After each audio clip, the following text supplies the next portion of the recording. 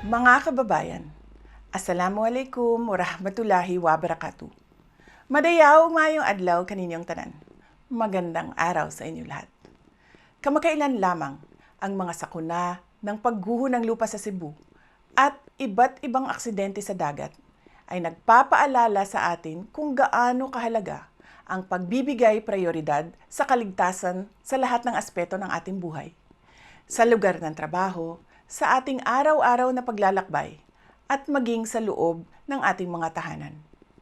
Habang may panibagong bagyong dumaraan sa ating bansa at sa mga susunod pa na sakuna, kinakailangan na gawin nating araw-araw na prioridad ang kaligtasan natin at ng ating mga mahal sa buhay.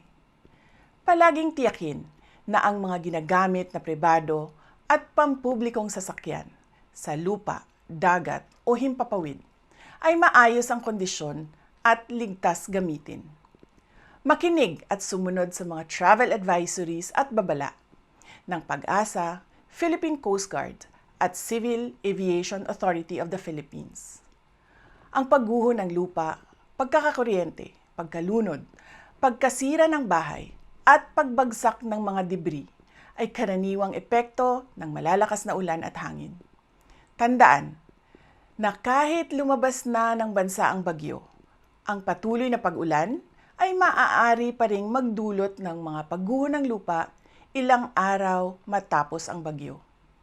Itinayo namin ang Disaster Operations Center sa tanggapan ng Pangalawang Pangulo upang makipagtulungan sa mga lokal na pamahalaan sa pagbigay ng tulong sa ating mga kababayan.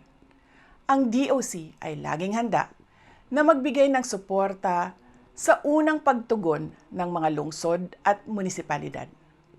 Ang pagiging handa at maingat ay susi sa kaligtasan ng bawat isa. Kailangan natin mag-ingat, magtulungan at manalangin para maiwasan ang trahedya.